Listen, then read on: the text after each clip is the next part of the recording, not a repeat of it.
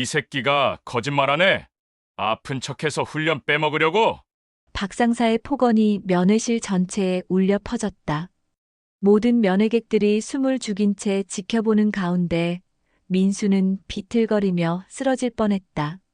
엄마, 제발 나서지 마. 민수의 떨리는 속삭임 뒤로 박상사의 발길질이 이어졌다. 혜정의 주먹이 부들부들 떨리며 저게 사람이 할 짓인가? 분노가 폭발 직전까지 치솟았다.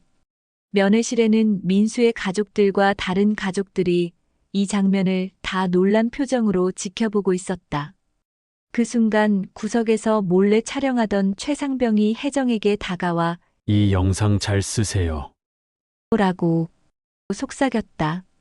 자, 여러분 본격적인 이야기 시작하기 전에 구독과 좋아요는 무료니까 미리 눌러주시고요. 재밌는 이야기 들려드릴게요. 초봄의 공기가 아직 차가운 어느 날이었습니다. 강원도 깊은 산골에 자리 잡은 신병훈련소는 새벽 5시부터 기상나팔 소리로 하루를 시작했죠. 강민수는 20살의 나이로 이곳에서 두 번째 달을 맞이하고 있었습니다. 고등학교를 갓 졸업한 그에게 군대는 아직 낯설고 어려운 곳이었어요. 민수는 원래 조용하고 내성적인 성격이었습니다. 어렸을 때부터 엄마 혜정과 단둘이 살면서 남들보다 일찍 철이 들어버린 아이였죠. 아버지를 일찍 여의고 혼자 슈퍼를 운영하며 자신을 키운 엄마에게 부담을 주지 않으려고 늘 조심스럽게 살아왔거든요. 그런 그에게 군대의 집단 생활은 무척 힘들었습니다. 부대의 일상은 고단했지만 민수는 나름대로 버텨나가고 있었어요. 새벽 체조부터 시작해서 각종 훈련과 내무반 정리까지 하루하루가 숨 돌릴 틈 없이 바빴습니다. 그래도 민수는 스스로에게 말하곤 했죠. 대한민국 남자로서 당연히 겪어야 할 일이야. 이런 마음가짐으로 하루하루를 견뎌나갔습니다. 아침 6시가 되면 내무반에서는 침구 정리부터 시작됩니다. 민수는 늘 꼼꼼하게 이불을 개고 베개를 정렬했어요. 어렸을 때부터 엄마가 정리정돈의 중요성을 가르쳐줘서 그런지 민수의 침상은 늘 모범적이었습니다. 하지만 이런 성실함이 오히려 다른 병사들의 질투를 사기도 했죠. 야, 강민수! 너 혼자만 잘난 척하는 거야? 그 같은 소대원 중 하나가 투덜거렸지만 민수는 대답하지 않고 그냥 자신의 일에만 집중했어요. 괜히 말다툼이라도 벌어지면 더 큰 문제가 될 수 있다는 걸 알고 있었거든요. 하지만 부대 내 분위기는 그리 평화롭지 않았어요. 특히 부사관 박상사는 병사들 사이에서 악명이 높았습니다. 45살의 박상사는 20년 넘게 군 생활을 한 베테랑이었지만 그의 지도 방식은 너무 가혹했어요. 얼굴에는 늘 찌푸린 표정을 짓고 있었고 병사들을 바라보는 눈빛은 언제나 차가웠습니다. 박상사는 훈련 중 작은 실수에도 무차별적인 욕설과 구타를 서슴지 않았고 그날의 기분에 따라 병사들을 마구 들볶았습니다.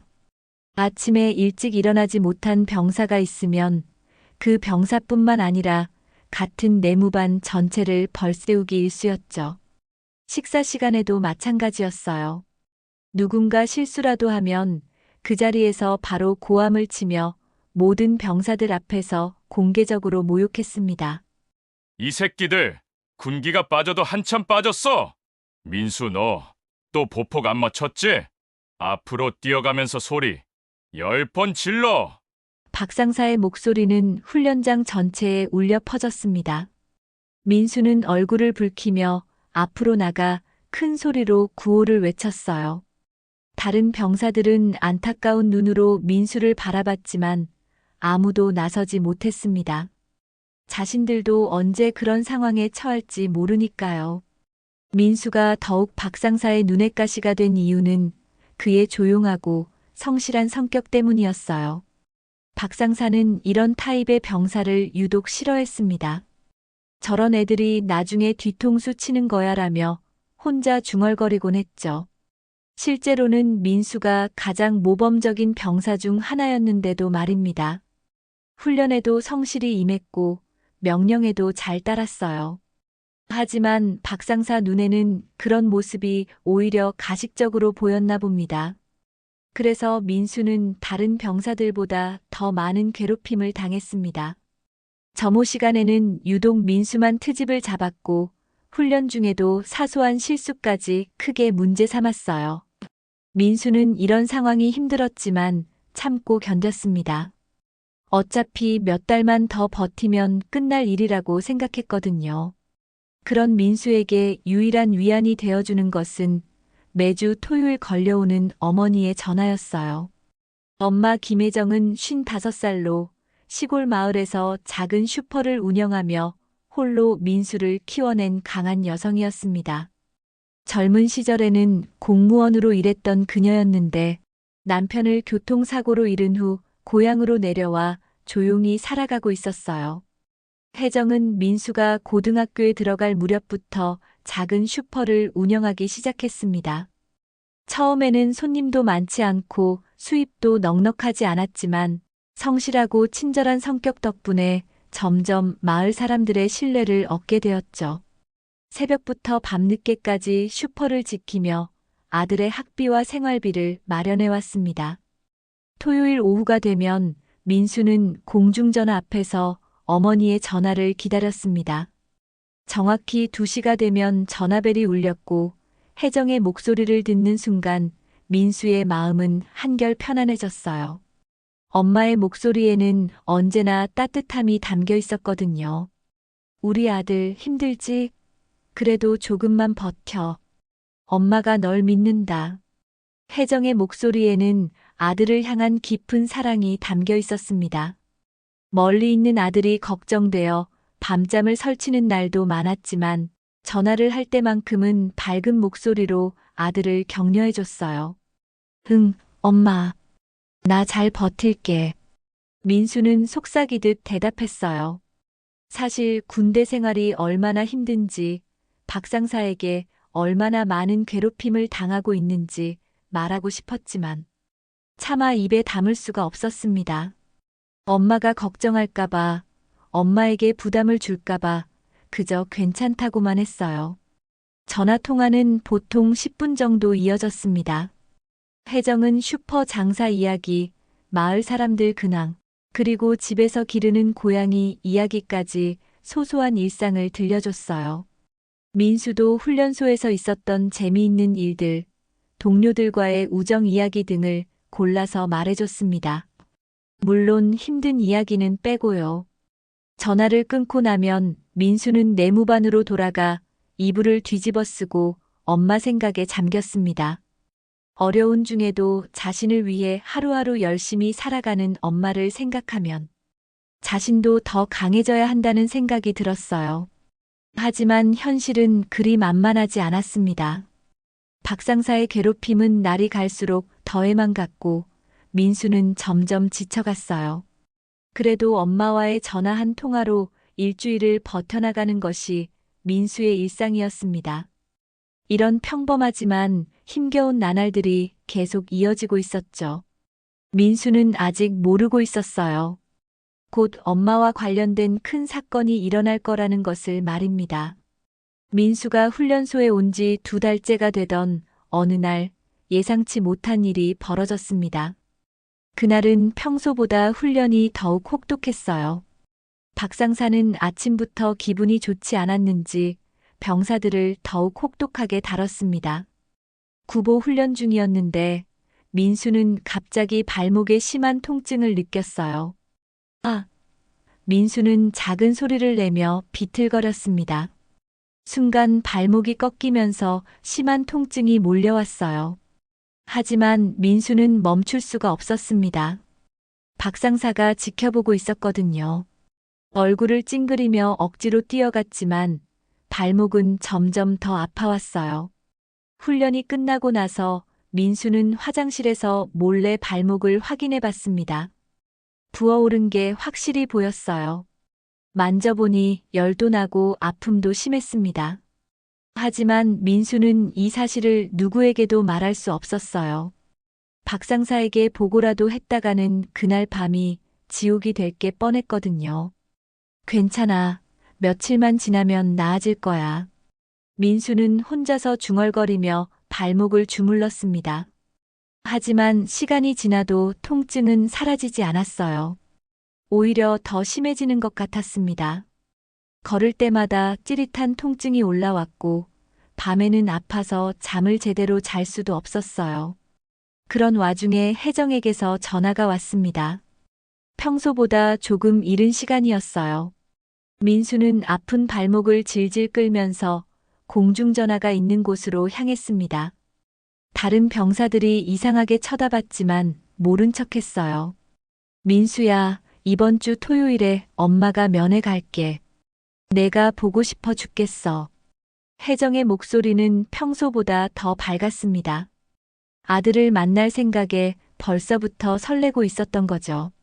슈퍼일을 잠깐 맡겨두고 아들을 보러 가는 건 쉬운 일이 아니었지만 혜정은 민수를 너무 보고 싶었어요.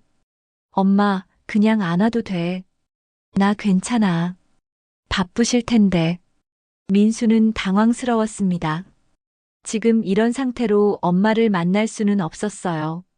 발목은 계속 아프고 박상사의 괴롭힘도 심해지고 있었거든요. 엄마가 오면 분명 뭔가 이상하다는 걸 눈치챌 게 분명했어요. 엄마 마음 좀 몰라주니? 이번 한 번은 꼭 갈 거야. 내 얼굴 보고 맛있는 것도 사줄 거고. 혜정의 목소리에는 단호함이 섞여 있었습니다. 사실 혜정도 마음 한편으로는 걱정이 되고 있었어요. 최근 들어 민수의 목소리가 예전만큼 밝지 않다는 느낌이 들었거든요. 민수는 두려움과 설렘이 교차했습니다. 엄마를 보고 싶은 마음은 간절했지만 동시에 걱정도 되었어요. 박상사가 면회장에서 엄마에게 상냥할 리 없다는 걸 알고 있었거든요. 다른 병사들의 면회 때를 봐도 박상사는 늘 부모님들 앞에서 위세를 부렸어요. 알겠어, 엄마. 그럼 조심해서 와. 민수는 결국 포기하고 말했습니다. 엄마의 마음을 바꿀 수는 없을 것 같았어요. 그리고 사실 마음 한편으로는 엄마를 정말 보고 싶기도 했거든요. 전화를 끊고 나서 민수는 한숨을 깊게 내쉬었습니다. 어떻게든 면회 때까지는 발목 부상을 숨겨야 했어요. 그리고 박상사 앞에서는 더욱 조심해야 했습니다. 엄마가 걱정하지 않게 하려면 모든 것이 괜찮은 것처럼 행동해야 했어요. 하지만 현실은 그리 만만하지 않았습니다. 발목 부상은 나아지기는커녕 점점 더 심해졌어요. 훈련 중에 절뚝거리는 모습을 숨기기가 힘들어졌고 박상사의 눈에 띄는 것도 시간 문제였습니다. 민수는 밤마다 발목을 차가운 물수건으로 찜질하며 빨리 나아지기를 간절히 바랐어요. 토요일이 점점 다가왔습니다. 민수는 거울 앞에서 자신의 얼굴을 확인해 봤어요. 많이 야윈 것 같았지만 웃는 연습을 해봤습니다. 엄마 앞에서는 아무것도 문제없다는 표정을 지어야 했거든요. 면회 전날 밤 민수는 잠을 제대로 이루지 못했습니다. 엄마를 만날 설렘보다는 걱정이 더 컸어요. 혹시 박상사가 엄마 앞에서 자신을 모욕하면 어떻게 하지? 발목이 아픈 것을 엄마가 눈치채면 어떻게 하지? 온갖 걱정이 머릿속을 맴돌았습니다. 드디어 토요일 아침이 왔어요. 면회실은 가족을 만나러 온 병사들로 활기가 넘쳤습니다. 부모님, 연인, 친구들이 하나둘 도착하기 시작했어요. 민수는 면회실 입구에서 엄마를 기다렸습니다. 발목은 여전히 아팠지만 최대한 티가 나지 않게 서 있었어요. 혜정은 작은 도시락 가방을 들고 두근거리는 마음으로 훈련소에 도착했습니다. 새벽 5시에 일어나서 민수가 좋아하는 음식들을 정성스럽게 준비해 왔어요. 김치찌개, 계란말이, 그리고 집에서 직접 만든 김치까지. 무거운 가방이었지만 아들을 만날 생각에 발걸음이 가벼웠습니다. 면회실에 들어선 혜정의 눈가에는 벌써 눈물이 그렁그렁 맺혀 있었어요. 2달 만에 보는 아들의 모습이 기대되면서도 걱정되었거든요. 많이 야위지는 않았을까? 혹시 아픈 곳은 없을까? 온갖 걱정이 밀려왔습니다. 민수도 멀리서 엄마의 모습을 보자 가슴이 뭉클해졌어요. 여전히 자신을 위해 애쓰는 엄마의 모습이 고마우면서도 미안했습니다. 하지만 동시에 불안함도 컸어요. 곧 박상사가 나타날 테니까요. 과연 이 면회가 평온하게 끝날 수 있을까요? 민수의 마음은 복잡하기만 했습니다. 드디어 민수와 혜정이 마주 앉게 되었습니다. 면회실의 플라스틱 의자는 딱딱했지만 2달 만에 만난 모자에게는 그런 것이 중요하지 않았어요. 혜정은 민수의 얼굴을 자세히 살펴봤습니다. 확실히 야윈 것 같았지만 그래도 건강해 보여서 안심이 되었어요. 우리 아들 많이 힘들었지? 혜정은 민수의 손을 잡으며 말했습니다. 거친 손이 되어 있었지만 아직 따뜻한 온기가 남아 있었어요. 민수는 엄마의 손을 꼭 잡으며 억지로 밝게 웃었습니다. 괜찮아, 엄마. 나 잘 지내고 있어. 민수는 최대한 밝은 목소리로 대답했어요. 하지만 혜정의 예리한 눈은 아들의 미묘한 변화를 놓치지 않았습니다. 민수의 눈가에 피로가 깊게 배어 있었고 예전보다 말수도 적어진 것 같았어요. 혜정이 준비해온 도시락을 하나씩 꺼내자 민수의 얼굴이 환해졌습니다. 엄마가 직접 만든 김치찌개야. 너 이거 제일 좋아하잖아. 혜정은 보온병에서 따뜻한 국물을 따라주며 말했어요. 집에서 가져온 밑반찬들도 하나씩 내놨습니다. 민수는 오랜만에 맛보는 엄마 손맛에 눈물이 날 것 같았어요. 부대 급식도 나쁘지 않았지만 엄마가 만든 음식의 그 따뜻한 맛은 비교가 되지 않았거든요. 정말 맛있어, 엄마. 민수는 진심으로 말했습니다. 그때였습니다. 면회실 한쪽에서 익숙한 목소리가 들려왔어요. 박상사가 다른 병사들과 함께 면회실로 들어오고 있었습니다. 민수는 순간 몸이 경직되었어요. 박상사는 면회 시간에도 병사들을 감시하고 통제하는 것으로 유명했거든요. 박상사는 이날도 평소처럼 군기를 강조하며 병사들을 통제했습니다. 면회객들 앞에서도 전혀 수그러들지 않는 모습이었어요. 오히려 더 위세를 부리는 것 같았습니다. 박상사의 시선이 민수 쪽으로 향했을 때 민수는 본능적으로 몸을 움츠렸어요. 강민수, 너 왜 그렇게 걸음이 느려? 민간인 앞이라고 기강이 흐트러지면 안 돼. 박상사의 목소리가 면회실 전체에 울려 퍼졌습니다. 민수가 발목 부상 때문에 살짝 절뚝거리는 것을 놓치지 않았던 거죠. 혜정은 순간 무슨 일인지 몰라서 당황했습니다. 왜 갑자기 저 사람이 자신의 아들에게 소리를 지르는 건지 이해할 수 없었어요. 다른 면회객들도 모두 이쪽을 쳐다보며 상황을 지켜봤습니다. 죄송합니다, 박상사님. 민수는 재빨리 일어나며 고개를 숙였어요.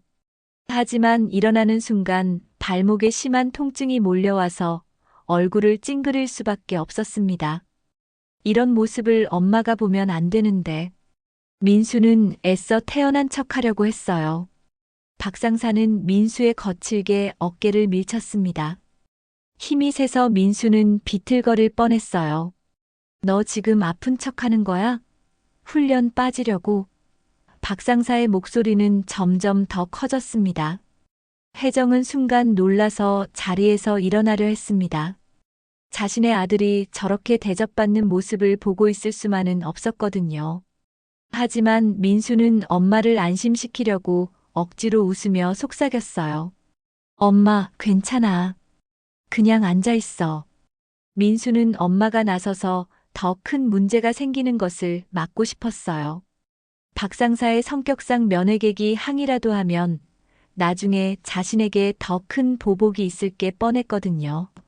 하지만 박상사는 민수의 그런 말에 더욱 분노했습니다. 병사가 자신의 권위에 도전한다고 생각했던 거죠. 뭐야? 어머니한테 숨기려고? 당장 앞으로 나와. 박상사는 소리를 지르며 민수를 불러냈어요. 면회실의 분위기는 순식간에 얼어붙었습니다. 다른 면회객들도 숨을 죽이고 상황을 지켜봤어요. 이런 일이 벌어지는 걸 본 적이 없었거든요. 보통은 면회 시간에는 조금 더 온화한 분위기였는데 박상사는 전혀 그런 배려가 없었습니다. 민수는 어쩔 수 없이 앞으로 나갔어요. 발목이 아파서 걸음이 불편했지만 최대한 티내지 않으려고 노력했습니다. 하지만 박상사의 예리한 눈을 속일 수는 없었어요. 너 진짜 아픈 거야?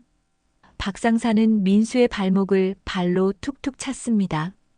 민수는 아픔을 참으며 아니요, 괜찮습니다라고 대답했어요. 하지만 얼굴에 드러나는 고통의 표정을 숨길 수는 없었습니다. 그 순간 박상사는 모든 면회객이 지켜보는 앞에서 민수를 발로 차며 욕설을 퍼부었습니다. 이 새끼가 거짓말하네. 아픈 척해서 훈련 빼먹으려고. 욕설과 함께 민수의 종아리를 걷어찼어요. 민수는 균형을 잃고 비틀거렸습니다. 발목 부상 때문에 제대로 버틸 수가 없었거든요. 다른 병사들도 이런 모습을 본 적이 없어서 충격에 빠졌어요.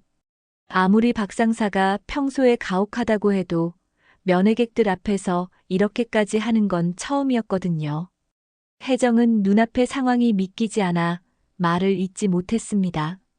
자신의 아들이, 자신이 20해 동안 정성스럽게 키운 아들이 저렇게 모욕을 당하다니. 주변의 병사 가족들도 모두 숨을 죽이며 안타까운 표정으로 바라봤어요. 혜정은 마음속으로 분노가 치밀어 올랐습니다. 내 아들을 사람들이 보는 앞에서 이렇게 모욕하다니. 하지만 어떻게 해야 할지 몰라서 그저 주먹을 꽉 쥘 수밖에 없었어요. 민수는 박상사의 폭언이 끝나기만을 기다렸습니다. 빨리 끝나서 엄마와 다시 앉아야 했어요. 엄마가 더 이상 이런 모습을 보지 않게 하고 싶었거든요. 하지만 박상사의 분노는 쉽게 가라앉지 않았습니다.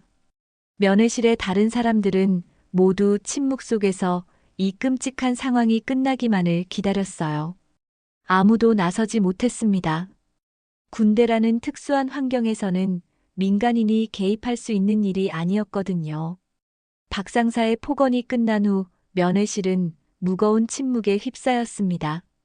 민수는 다리를 절며 혜정 옆으로 돌아왔지만 더 이상 예전 같은 분위기는 아니었어요. 혜정은 아들의 얼굴을 바라보며 마음이 찢어질 것 같았습니다.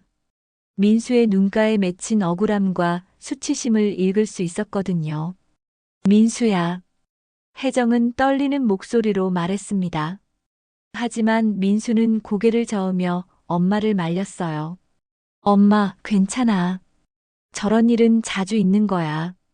군대니까. 민수는 최대한 담담하게 말하려고 했지만 목소리가 떨리는 것을 숨길 수는 없었습니다. 면회 시간은 아직 1시간이나 남아 있었지만 더 이상 예전 같은 화기애애한 분위기는 기대할 수 없었어요.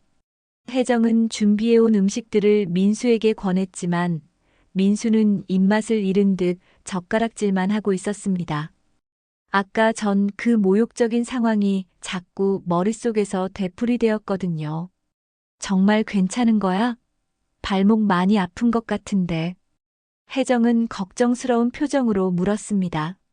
민수가 절뚝거리는 모습을 놓치지 않았거든요. 하지만 민수는 고개를 저으며 부인했어요. 아니야, 엄마.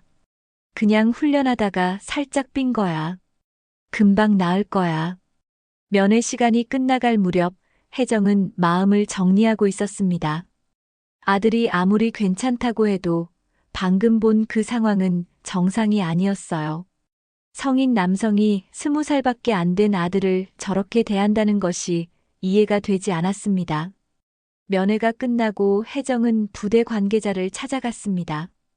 행정실에서 만난 중사는 혜정의 말을 듣더니 예상했던 반응을 보였어요. 차가운 무시와 형식적인 답변만 돌아왔습니다. 어머니, 요즘 신병들은 다 힘들어합니다. 박상사가 군기 잡는 건 정상적인 지도 과정이에요. 중사는 마치 외우기라도 한 듯이 기계적으로 대답했어요. 군대는 원래 그런 곳입니다. 너무 예민하게 생각하지 마세요. 하지만 아들이 다쳤는데도 저렇게. 혜정이 말을 이어가려고 하자 중사는 손을 들어 말렸습니다. 어머니, 군대 일에 민간인이 개입하는 건 좋지 않습니다. 강민수 병사도 잘 적응하고 있을 거예요. 혜정은 분노했지만 그저 어머니일 뿐 아무 힘도 없다는 사실에 좌절했습니다. 20년 전 자신이 공무원으로 일할 때의 경험이 떠올랐어요. 그때도 이런 식으로 약자의 목소리는 묵살당하는 경우가 많았거든요. 하지만 지금은 그냥 시골에서 슈퍼나 운영하는 평범한 아줌마일 뿐이었습니다. 훈련소를 나서면서 혜정은 주먹을 꽉 쥐었습니다. 내 아들을 저렇게 대하고도 아무렇지도 않다니. 마음속에서 분노가 끓어오르고 있었어요. 하지만 어떻게 해야 할지 방법을 찾을 수 없었습니다. 그런데 그때였습니다. 주차장에서 누군가 혜정을 조심스럽게 불렀어요. 저기 강민수 병사 어머니시죠? 돌아보니 20대 중반으로 보이는 젊은 남성이 서 있었습니다. 군복을 입고 있는 것으로 보아 이 부대 소속인 것 같았어요. 네, 그런데요? 혜정은 조심스럽게 대답했습니다. 젊은 남성은 주변을 둘러본 후 더 낮은 목소리로 말했어요. 저는 훈련소 행정병 최상병입니다. 잠깐 얘기할 수 있을까요? 최상병은 혜정을 조용한 곳으로 데려갔습니다. 그리고는 핸드폰을 조심스럽게 꺼내며 말했어요. 아주머니, 저도 그날 장면 봤습니다. 면회실에서 일어난 일 말이에요. 혜정은 순간 놀랐습니다. 최상병은 계속해서 설명했어요. 박상사는 평소에도 병사들에게 너무 심합니다. 특히 민수 병사에게는 더 그래요. 이런 일이 계속되면 정말 큰일 날 것 같아서. 최상병은 혜정에게 자신의 휴대폰을 보여줬습니다. 화면에는 조금 전 면회실에서 있었던 장면이 담겨 있었어요. 박상사가 민수를 발로 차며 욕설을 하는 모습이 생생하게 기록되어 있었습니다. 이런 일이 계속되면 사람 하나 죽습니다. 이 영상 잘 쓰세요. 최상병은 영상을 혜정의 휴대폰으로 전송했습니다. 저는 아무것도 모르는 걸로 해주세요. 들키면 저도 큰일 나거든요. 혜정은 손에 쥔 휴대폰이 떨렸습니다. 작은 화면 속에서 자신의 아들이 모욕당하는 모습을 다시 보니 분노가 치밀어 올랐어요. 하지만 동시에 이상한 느낌도 들었습니다. 이 영상을 어떻게 활용해야 할지 감이 오고 있었거든요. 사실 혜정에게는 숨겨진 과거가 있었습니다. 결혼 전 그녀는 단순한 공무원이 아니라 국방부 비리 수사과의 수사관이었어요. 젊은 시절 군 관련 비리 사건들을 수사하면서 군대 내부의 어두운 면들을 많이 봐왔었거든요. 남편과 결혼한 후 그만두고 평범한 생활을 해왔지만 그때의 경험과 인맥은 여전히 남아 있었습니다. 교통사고로 남편을 잃고 아들을 위해 조용히 살아왔지만 이제 그 과거의 힘을 꺼낼 때가 온 것 같았어요. 혜정은 최상병에게 고마움을 표한 후 집으로 돌아가는 길에 옛 동료들을 떠올렸습니다. 정말 이런 식으로 내 아들을 괴롭히고도 아무 일 없을 거라고 생각하나? 혜정의 눈에는 단순한 어머니의 분노가 아닌 전문 수사관의 차가운 눈빛이 서리고 있었어요. 집에 도착한 혜정은 오래된 수첩을 꺼냈습니다. 거기에는 과거 함께 일했던 동료들의 연락처가 적혀 있었어요. 이제는 대부분 고위직에 올라 있을 사람들이었습니다. 혜정은 휴대폰을 들고 번호를 눌렀어요. 여보세요, 김 과장님? 저 김혜정입니다. 오랜만입니다. 혜정의 목소리에는 예전의 냉정함이 되살아나고 있었어요. 혹시 시간 있으실 때 만날 수 있을까요? 상의드릴 일이 있어서요. 그날 밤 민수는 또다시 박상사에게 더 혹독한 괴롭힘을 당했습니다. 면회에서 있었던 일을 빌미로 삼아서였어요. 너 엄마 앞에서 나를 우습게 보이게 했지? 앞으로는 더 조심해야 할 거야. 민수는 밤마다 몰래 발목을 주무르며 이를 악물었습니다. 하지만 엄마에게 걱정을 끼치지 않으려고 참았어요. 그는 아직 몰랐습니다. 엄마 혜정이 이미 움직이기 시작했다는 것을 말입니다. 면회 이후 박상사의 괴롭힘은 더욱 잔혹해졌습니다. 마치 면회에서 자신의 권위에 도전받았다고 생각하는 듯 했어요. 민수는 그 이후로 하루도 편할 날이 없었습니다. 아침 점호부터 시작해서 밤늦은 시간까지 박상사는 온갖 트집을 잡으며 민수를 괴롭혔어요. 강민수, 이게 군인이야? 아픈 척하는 거 아니야? 박상사는 민수가 발목 부상으로 훈련을 따라가지 못하는 것을 보며 소리쳤습니다. 사실 민수의 발목은 나아지기는커녕 점점 더 심해지고 있었어요. 밤마다 통증 때문에 잠을 이루기 힘들 정도였습니다. 훈련장에서 민수는 다른 병사들보다 뒤처질 수밖에 없었어요. 구보를 할 때도 각종 체력 훈련을 할 때도 발목 때문에 제대로 따라갈 수가 없었습니다. 하지만 그것을 핑계로 댈 수는 없었어요. 박상사가 더 화를 낼 게 뻔했거든요. 다시 똑바로 안 하면 영창 맛 좀 볼래? 박상사의 협박은 날이 갈수록 더 구체적이 되었습니다. 영창은 군대에서 가장 무서운 벌 중 하나였어요.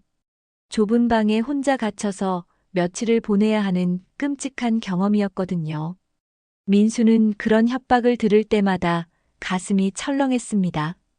하지만 어쩔 수 없이 죄송합니다라고 대답할 수밖에 없었어요. 다른 병사들도 민수의 상황을 알고 있었지만 아무도 나서서 도와주지 못했습니다. 자신들도 언제 그런 상황에 처할지 모르니까요. 그런 날들이 계속되던 어느 날 결국 최악의 상황이 벌어졌습니다. 그날은 특히 강도 높은 훈련이 있는 날이었어요.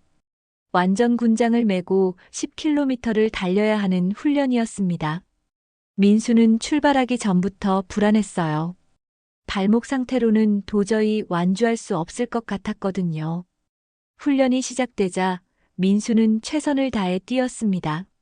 하지만 5km쯤 지났을 때부터 발목 통증이 심해지기 시작했어요. 얼굴이 창백해지고 식은땀이 흘렀습니다.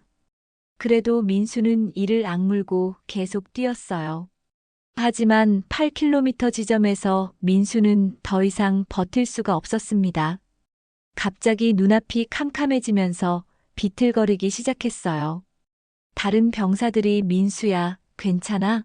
라고 물어봤지만 민수는 대답할 힘도 없었습니다. 아, 민수는 작은 신음을 내며 그대로 쓰러졌습니다. 의식을 잃고 땅바닥에 쓰러진 거죠. 다른 병사들은 깜짝 놀라서 민수 주변에 모였어요. 얼굴이 새하얗게 질려 있었고 호흡도 가빠 보였습니다. 민수야, 정신 차려. 동료 병사들은 민수를 흔들며 소리쳤어요. 하지만 민수는 깨어나지 못했습니다. 결국 훈련은 중단되고 민수는 응급실로 실려가게 되었어요. 병원에서 검사를 받은 결과 민수는 발목 골절과 극심한 스트레스로 인한 실신이었습니다.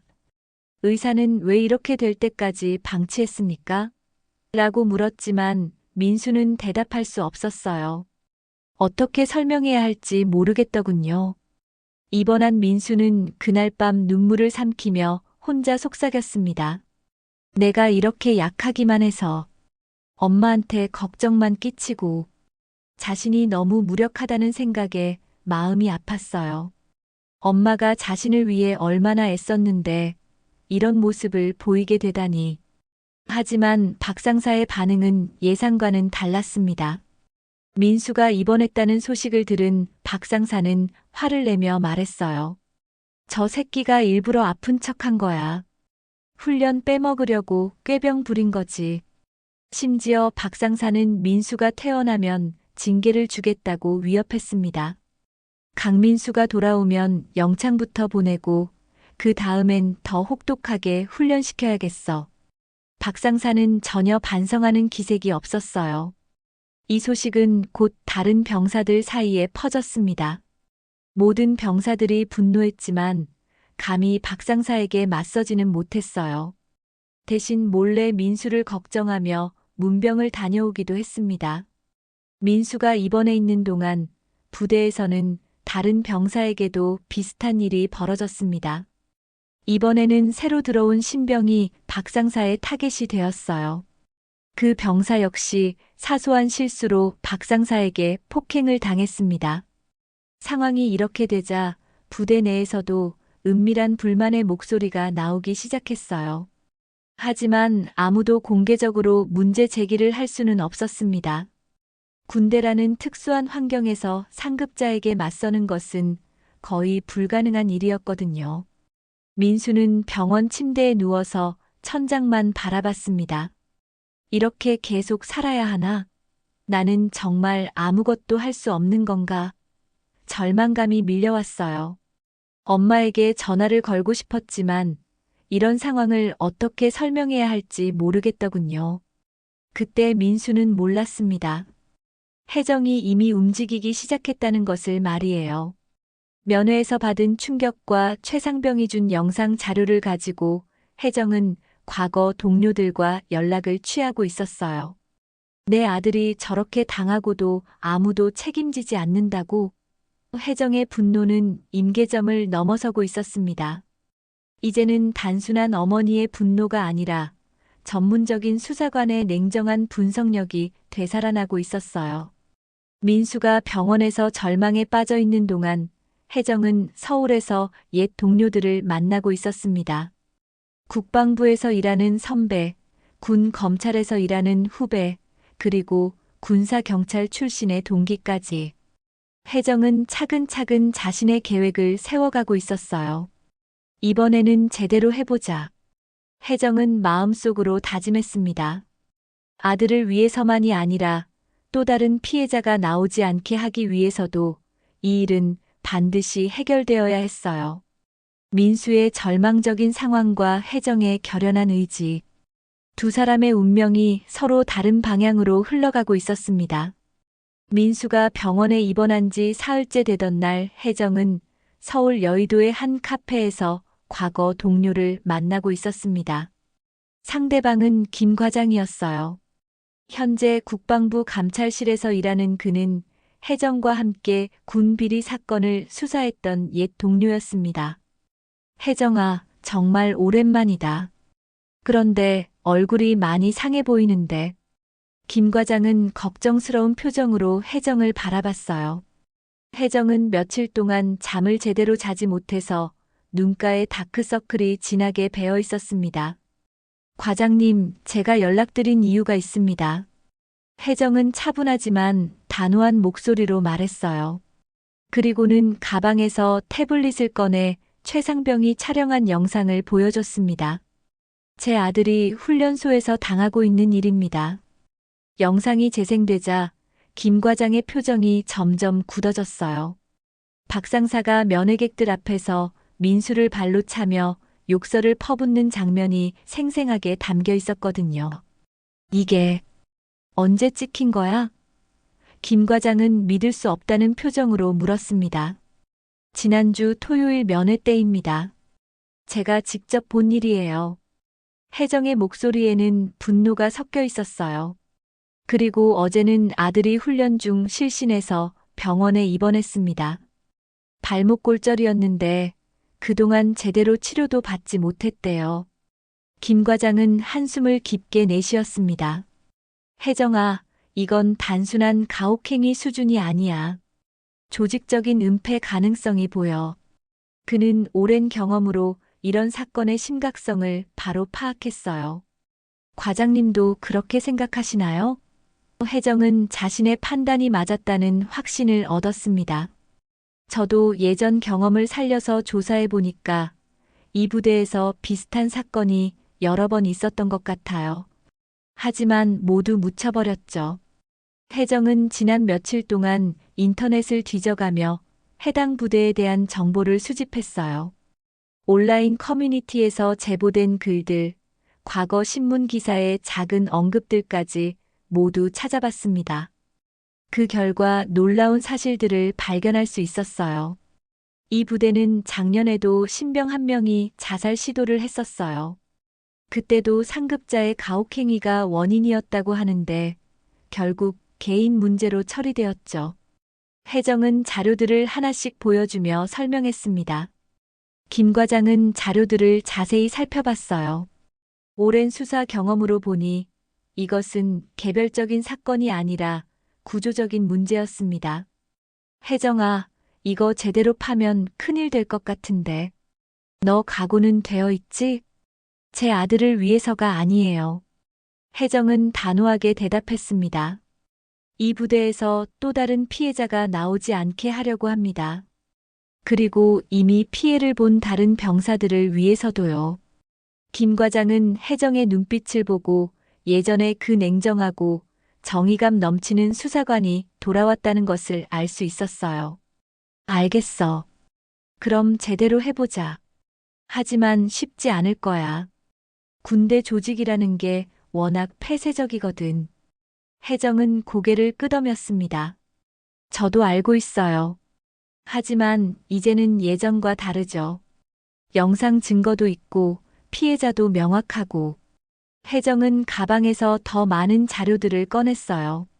민수의 병원 진단서, 최상병과의 통화 녹음, 그리고 온라인에서 수집한 제보 글들까지. 정말 철저히 준비했구나. 김 과장은 감탄했어요. 역시 예전 실력이 그대로네. 좋아. 내가 군 검찰 쪽에 연락해 볼게. 그리고 국정감사 쪽으로도 한번 연결해 보자. 혜정은 안도의 한숨을 내쉬었습니다. 혼자서는 할 수 없는 일이었거든요. 하지만 이제는 든든한 동료가 생긴 기분이었어요. 과장님 정말 고맙습니다. 어떻게 보답해야 할지. 무슨 소리야. 우리 같이 일할 때 얼마나 의리 있게 해줬는데. 김 과장은 웃으며 말했어요. 그리고 이런 일은 누군가는 해야 할 일이야. 우리가 안 하면 누가 하겠어? 그날 오후 혜정은 또 다른 동료를 만났습니다. 이번에는 군사경찰 출신으로 현재 변호사로 일하는 박 변호사였어요. 그는 군 관련 사건을 전문적으로 다루는 법무법인에서 일하고 있었습니다. 혜정 씨, 이 영상 보고 정말 화가 나네요. 박 변호사는 영상을 본 후 분노를 감추지 못했어요. 이런 일이 아직도 벌어지고 있다니. 우리가 그토록 개혁하려고 노력했는데. 혜정은 박 변호사에게도 수집한 모든 자료를 보여줬습니다. 변호사님, 법적으로는 어떻게 접근해야 할까요? 혜정은 전문가의 조언을 구했어요. 일단 폭행죄, 모욕죄는 확실하고요. 직권남용죄도 가능할 것 같아요. 박 변호사는 차근차근 설명했습니다. 그런데 더 중요한 건 이것이 조직적인 은폐인지 확인하는 거예요. 만약 그렇다면 더 큰 책임을 물을 수 있거든요. 그렇다면 어떻게 진행해야 할까요? 혜정은 구체적인 계획을 세우고 싶었어요. 먼저 국방부에 정식으로 신고를 접수해야 해요. 그리고 동시에 언론에도 제보하는 것이 좋겠네요. 박 변호사는 전략을 제시했습니다. 여론의 압력이 있어야 제대로 수사가 이루어질 거거든요. 혜정은 모든 계획을 정리하며 마음을 다잡았습니다. 다시는 내 가족을, 내 아들을 누구도 짓밟지 못하게 하리라. 이것은 단순한 다짐이 아니라 선언이었어요. 그날 밤 혜정은 민수에게 전화를 걸었습니다. 민수는 여전히 병원에 입원해 있었어요. 민수야, 엄마야. 몸은 좀 어때? 혜정은 최대한 평온한 목소리로 물었습니다. 엄마, 나 괜찮아. 곧 나을 거야. 민수의 목소리는 여전히 힘이 없었어요. 하지만 엄마의 목소리를 듣자 조금 안정이 되는 것 같았습니다. 우리 아들, 조금만 더 버텨. 엄마가 모든 걸 해결해 줄게. 혜정의 목소리에는 전에 없던 강인함이 담겨 있었어요. 민수는 그 말을 듣고 뭔가 달라진 느낌을 받았지만 정확히 무엇인지는 알 수 없었습니다. 전화를 끊은 후 혜정은 컴퓨터 앞에 앉아 신고서를 작성하기 시작했습니다. 국방부 감찰실, 국정감사실, 국가인권위원회, 그리고 언론사까지 모든 곳에 보낼 자료를 준비했어요. 이제 시작이다. 혜정은 혼자 중얼거리며 마지막 점검을 했습니다. 20년 전 수사관의 모습이 되살아나고 있었어요. 혜정이 신고서를 제출한 지 정확히 일주일 후인 새벽 4시 강원도 산골의 훈련소는 평소와 같은 정적 속에 잠들어 있었습니다. 하지만 부대 입구로는 검은 색깔의 차량들이 줄지어 들어서고 있었어요. 국방부 수사단, 군검찰, 그리고 헌병대가 합동으로 출동한 것입니다. 수사단을 이끄는 것은 김 과장이었어요. 그는 혜정으로부터 받은 모든 자료를 토대로 철저히 준비해왔습니다. 오늘 작전은 완벽하게 진행되어야 한다. 증거 은폐의 여지를 전혀 주면 안 돼. 김 과장은 수사팀원들에게 단호하게 지시했어요. 박 상사와 부대 간부들은 아무것도 모른 채 평소와 같이 기상나팔을 준비하고 있었습니다. 박 상사는 여전히 민수가 입원한 것에 대해 불만을 품고 있었어요. 저 새끼가 돌아오면 더 혹독하게 훈련시켜야겠어. 그는 다른 부사관들과 이야기하며 비웃고 있었습니다. 오전 5시 정각, 기상나팔이 울려 퍼졌습니다. 병사들이 하나둘 일어나기 시작할 때 갑자기 부대 안으로 헌병들이 들어섰어요. 중무장한 헌병들의 모습에 모든 사람들이 당황했습니다. 무슨 일입니까? 부대장이 급히 나와서 물었지만 헌병대장은 차가운 표정으로 영장을 내밀었어요. 국방부 수사단의 명령입니다. 박 상사와 관련 간부들을 체포하겠습니다. 박 상사는 상황을 파악하지 못하고 있었어요. 뭐가 잘못된 거죠?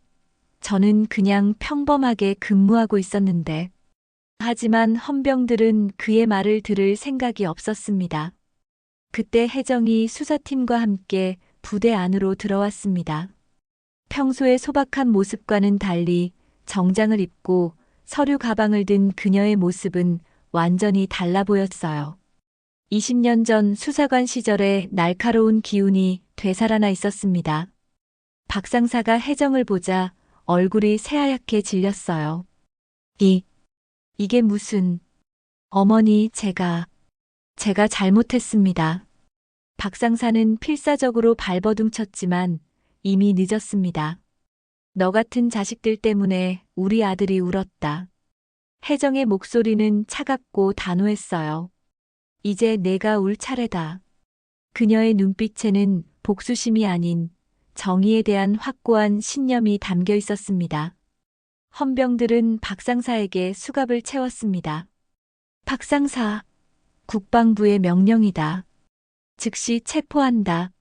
박 상사는 믿을 수 없다는 표정으로 고개를 저었어요.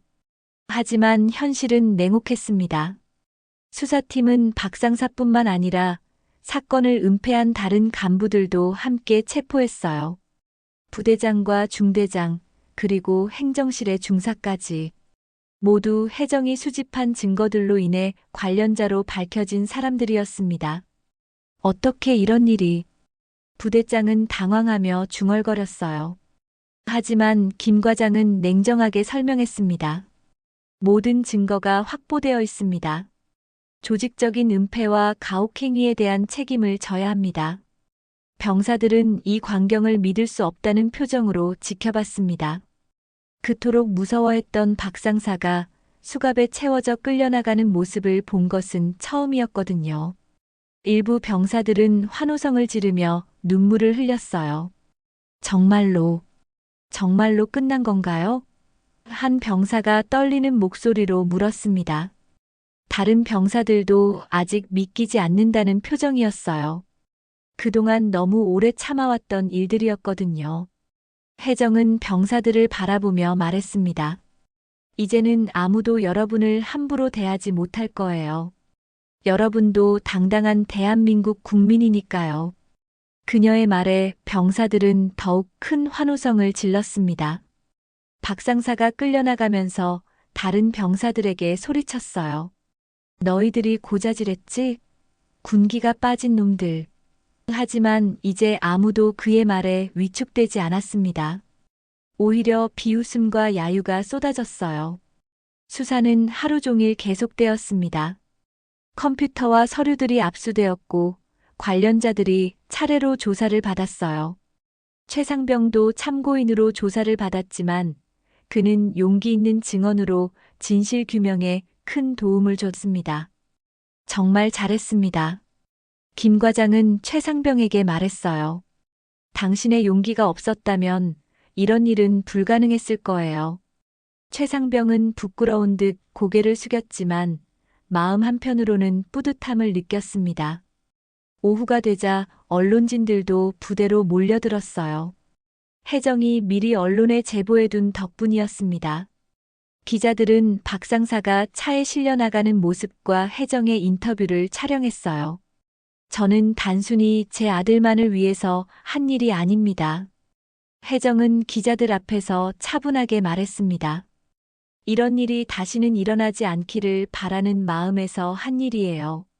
모든 부모님들이 안심하고 자녀를 군대에 보낼 수 있는 환경이 만들어져야 합니다. 그날 저녁 민수는 병원에서 이 모든 소식을 뉴스로 접했습니다. 텔레비전 화면에 자신의 엄마가 나오는 모습을 보고 깜짝 놀랐어요. 그리고 박상사가 체포되었다는 소식을 듣고는 믿을 수 없어 했습니다. 엄마가 이 모든 걸 해낸 거야? 민수는 혼자 중얼거리며 눈물을 흘렸어요. 자신이 그토록 무력하다고 생각했는데 엄마는 이미 모든 것을 준비하고 있었던 거죠. 병실 문이 열리면서 혜정이 들어왔습니다. 피곤해 보이는 얼굴이었지만 눈빛만은 승리감으로 빛나고 있었어요. 우리 아들, 이제 괜찮아? 혜정은 민수의 손을 잡으며 물었습니다. 엄마, 나 이제 괜찮아. 민수는 들것에 누운 채로 힘겹게 웃었어요. 그동안 가슴속에 쌓여있던 모든 억울함과 분노가 한순간에 해소되는 느낌이었습니다. 부대는 그날부터 완전히 달라졌습니다. 새로운 간부들이 투입되고 병사들의 인권을 보장하는 새로운 규정들이 만들어졌어요. 무엇보다 병사들의 표정이 밝아졌습니다. 박상사 체포 사건이 일어난 지 한 달이 흘렀습니다. 훈련소는 완전히 새로운 모습으로 변화해 있었어요. 국방부에서 파견된 새로운 간부들이 부대를 이끌게 되었고 병사들의 인권을 보호하는 다양한 제도들이 도입되었습니다. 무엇보다 가장 큰 변화는 병사들의 표정이었어요. 예전처럼 위축되고 두려워하는 모습 대신 당당하고 밝은 얼굴들을 볼 수 있었습니다. 민수는 완전히 회복된 후 부대로 복귀했습니다. 발목 수술도 성공적으로 마쳤고 심리 상담을 통해 트라우마도 많이 극복했어요. 복귀 첫날 동료 병사들은 민수를 영웅처럼 맞아주었습니다. 민수야, 정말 고생 많았어. 너 덕분에 우리 모두 자유로워졌어. 동료들의 진심 어린 격려에 민수는 눈시울이 붉어졌어요. 새로 부임한 김 중사는 박상사와는 정반대의 인물이었습니다. 병사들을 존중하며 대화로 문제를 해결하려고 노력했어요. 여러분, 군대는 여러분을 억압하는 곳이 아닙니다. 함께 성장하는 곳이에요. 김 중사의 첫 훈시를 들으며 병사들은 놀라워했습니다. 이런 말을 들어본 적이 없었거든요. 부대 내에서는 대대적인 개혁 조치가 이루어졌습니다. 가혹행위 신고센터가 설치되었고 정기적인 인권 교육이 실시되었어요. 무엇보다 병사들이 자유롭게 의견을 표현할 수 있는 소통 창구가 마련되었습니다. 병사들의 생활 환경도 크게 개선되었어요. 급식의 질이 향상되었고 휴식 시간도 충분히 보장되었습니다. 훈련 방식도 완전히 바뀌었어요. 예전처럼 무조건적인 복종을 강요하는 대신 병사들의 안전과 건강을 최우선으로 고려한 합리적인 훈련이 이루어졌습니다. 부상자가 생기면 즉시 치료를 받을 수 있었고 억지로 훈련을 강요하지도 않았어요. 최상병은 그 용기 있는 행동으로 인해 표창을 받게 되었습니다. 처음에는 무서웠지만 더 이상 참을 수 없었어요. 민수 형이 너무 힘들어하는 모습을 보고만 있을 수는 없었거든요. 최상병은 소감을 말하며 부끄러워했지만 모든 병사들이 그를 존경의 눈으로 바라봤어요. 박상사와 관련 간부들은 모두 중형을 선고받았습니다. 폭행죄, 직권남용죄, 그리고 조직적 은폐죄까지 적용되어 실형이 확정되었어요. 재판 과정에서 다른 피해자들도 용기를 내어 증언했고 이들의 증언은 사건의 심각성을 더욱 부각시켰습니다. 해정은 이 사건을 계기로 군인권 보호 시민단체를 설립했습니다. 제 아들만의 문제가 아니었어요. 전국의 많은 부모님들이 같은 걱정을 하고 계시더라고요. 해정은 인터뷰에서 말했습니다. 그녀가 설립한 단체는 군대 내 인권 침해 사례를 접수하고 피해자들을 지원하는 일을 하게 되었어요. 전국적으로도 큰 변화가 일어났습니다. 이 사건이 언론에 크게 보도되면서 군 인권 문제에 대한 사회적 관심이 높아졌어요. 국정감사에서도 이 문제가 집중적으로 다뤄졌고 군 인권 보호를 위한 법적 제도가 대폭 강화되었습니다. 국방부는 전군에 유사한 사례가 없는지 전수조사를 실시했습니다. 그 결과 여러 부대에서 비슷한 문제들이 발견되었고 해당 부대들도 개선 조치를 받게 되었어요. 이번 사건을 교훈으로 삼아 군 전체의 인권의식을 높이겠다는 국방부의 발표가 있었습니다. 민수는 남은 군 생활을 의미 있게 보냈습니다. 새로 들어오는 후배들에게는 선배로서 따뜻한 조언을 해주었고 부대 내 인권 지킴이 역할도 맡게 되었어요. 힘든 일이 있으면 언제든 말해. 우리가 도와줄게. 민수의 이런 모습을 보며 후배들은 안심하며 군 생활에 적응할 수 있었습니다. 드디어 민수의 저녁날이 다가왔습니다. 20개월의 군 생활을 마치고 사회로 돌아가는 날이었어요. 저녁식에는 해정이 참석했습니다. 입대할 때와는 완전히 달라진 아들의 모습을 보며 해정은 뿌듯해했어요. 키도 더 크고 어깨도 넓어졌지만 무엇보다 눈빛이 달라져 있었습니다. 자신감과 당당함이 넘치고 있었거든요. 우리 아들 정말 수고했어. 엄마가 널 지켜줬어야 했는데 이제는 두려워하지 마. 해정은 저녁복을 입은 아들을 꼭 끌어안으며 말했습니다. 그동안 참아왔던 눈물이 흘러내렸어요. 민수도 감격스러워했습니다. 엄마, 고마워. 엄마 덕분에 나뿐만 아니라 많은 사람들이 도움을 받았어. 이제 나도 다른 사람들을 도울 수 있는 사람이 되고 싶어. 민수의 목소리에는 확고한 의지가 담겨 있었어요. 부대를 떠나며 민수는 후배들에게 인사했습니다. 여러분, 힘든 일이 있어도 포기하지 마세요. 그리고 서로 도우며 지내세요. 여러분들도 모두 소중한 사람들이니까요. 후배들은 박수를 치며 민수를 배웅했어요. 집으로 돌아가는 길에서 민수는 창밖을 바라보며 생각에 잠겼습니다. 그동안 겪었던 모든 일들이 주마등처럼 스쳐 지나갔어요. 고통스러웠던 순간들도 있었지만 그 모든 것들이 자신을 더 강하게 만들어준 것 같았습니다. 고향에 도착한 민수는 엄마의 슈퍼 앞에 섰습니다.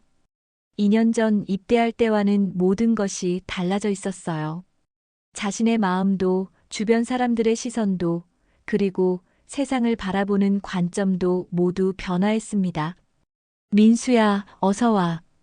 혜정은 아들을 맞으며 환하게 웃었어요. 슈퍼 안으로 들어가니 마을 사람들이 하나둘 모여들었습니다. 민수야, 정말 대단하더라. 뉴스에서 다 봤어. 마을 사람들의 격려에 민수는 겸손하게 인사했어요. 그날 저녁 모자는 함께 앉아 차를 마시며 이야기했습니다. 민수야, 앞으로 뭘 하고 싶어? 혜정이 물었어요. 민수는 잠시 생각한 후 대답했습니다. 내가 다시 강해져서 누군가를 지킬 수 있는 사람이 되고 싶어요. 엄마처럼요. 민수의 눈에는 희망이 가득했어요. 혜정은 아들의 손을 잡으며 말했습니다. 그래, 우리 아들. 이제 정말 새로운 시작이야. 창밖으로는 봄 햇살이 따스하게 비추고 있었어요. 민수는 마음속으로 다짐했습니다.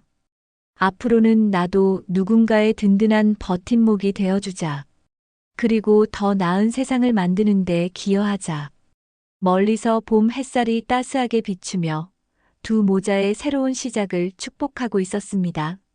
그들이 만들어낸 변화는 작은 훈련소에서 시작되었지만 이제는 전국으로 그리고 더 많은 사람들의 삶으로 퍼져나가고 있었어요. 오늘도 재미있으셨나요? 시청해주셔서 감사합니다. 재미있게 보셨다면 구독, 좋아요, 알림 설정까지 해주시면 큰 힘이 됩니다.